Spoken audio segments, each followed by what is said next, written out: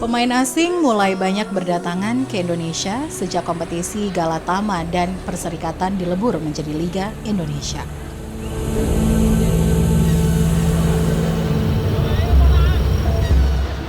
Persebaya menggunakan jasa pemain asing pada Ligina 1995-1996 untuk memperkuat tim. Namun kebanyakan supporter Persebaya, bonek, hanya mengetahui pemain asing Persebaya era Jackson F. Tiago.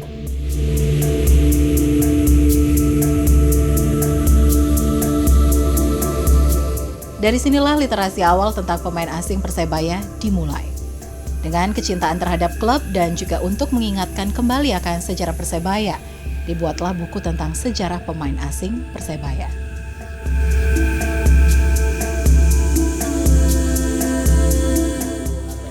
Gini, karena saya berdasar kepada kebiasaan dari orang Indonesia pada umumnya tidak pernah mendokumentasikan kegiatannya dengan baik, maka saya ingin melakukan dengan hal yang paling mudah, yang paling saya cintai itu apa?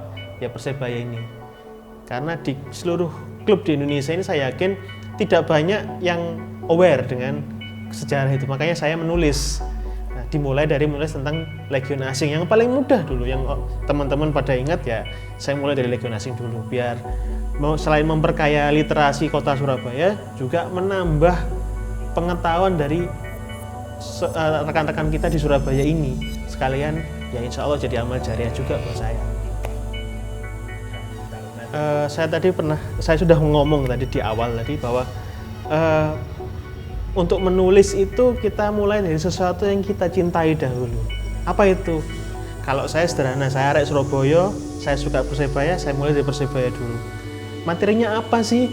Kan Persebaya luas sekali. Saya memilih materi yang tidak lazim, ya pemain asing tadi. Karena boleh percaya boleh enggak, tidak banyak orang Surabaya ini yang tahu bahwa oh, pemain Persebaya itu ternyata ada 78 ya. Bahkan sekarang udah lebih karena sudah nambah lagi kan. Tidak banyak orang yang tahu, makanya saya ingin menulis terkait pemain asing tadi itu. Karena arek-arek Surabaya itu taunya, loh Jackson, loh Danilo. Padahal banyak nama-nama lain, apalagi anak kekinian mungkin taunya Karlovic, Soler. Nah, sebelum itu kan banyak. Jadi saya ingin mereka itu mengingat bahwa nama-nama seperti Marcelo Sirelli, Pablo Rojas, dan bahkan dulu ada Roni Pereira, ada Jaldesur Deka dos Santos, itu mereka harus tahu bahwa permainannya dulu itu sangat menyihir publik kota Surabaya. Pemain asing yang paling sukses sudah jelas Jackson Tiago. Karena apa? Dia sampai sekarang rekornya masih belum terpecahkan. Sebagai pemain, dia membawa Persebaya juara Liga Kansas 96-97, ditambah lagi gelar top skor. Dia juga satu-satunya pemain asing Persebaya yang mencetak 4 gol di Liga. Dan itu belum dipecahkan sampai sekarang. Di Liga, bukan di Piala Indonesia. Sebagai pelatih, dia membawa Persebaya juara di 2 divisi yang berbeda. Divisi 1 2003 dan divisi utama 2004. Dan seabrek lainnya, dia paling sukses pokoknya. Kalau mau di runut satu-satu banyak, dan dia adalah satu dari 3 pemain asing Surabaya yang mendapatkan warga kehormatan kota Surabaya tahun 97 selain Carlos de Melo dan Justino Pinheiro. Itu tadi.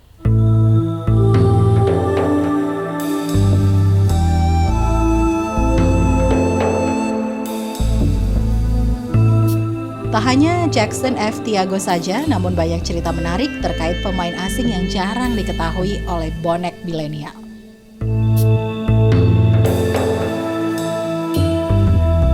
Semua punya cerita unik sendiri-sendiri di situ. Ada juga terkait Ali Saha Ali.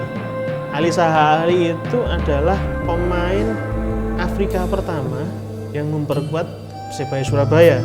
Itu terjadi di tahun 97-98 yang lalu. Dan sepanjang tinggal di Mes Karanggayam hanya ada dua kali pengajian, yaitu untuk pengajian almarhum bapaknya Ali Saha ini yang pemain dari Burkina Faso, dan almarhum Eri Irianto.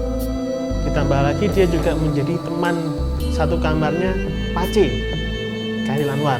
Seperti yang kita ketahui, Pace itu lebih senang tidur sendiri di kamar pojokan di Mes Karagayam, tapi dia menemaninya dan mau Pace-nya kayak gitu.